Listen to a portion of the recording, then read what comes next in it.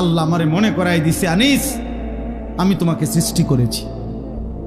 2 number, আল্লাহ আমাকে বলতেছে, আনিস তোমার অন্তরের গভীরে যেই কথা আসা যাওয়া করে কল্পনাগুলোও আমি জানি।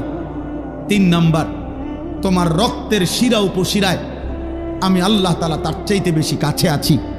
আল্লাহ বলে, বান্দা 4 নম্বরে মনে রেখো 24 ঘন্টা তোমার ডানে এবং বামে আমার 2 জন ফেরেশতা আছে।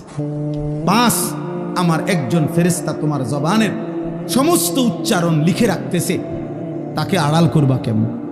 এবার আল্লাহ বলেন, শেষ কথা হলো এই, আল্লাহ তাআলা বলেন, ওয়াজাআত সাকরাতুল মাউতি বিল হক, সত্য সত্য কাজে লাগাও আর বরবাদ করো, একদিন সত্যি সত্যি তোমার মৃত্যু যন্ত্রণা চলে আসবে।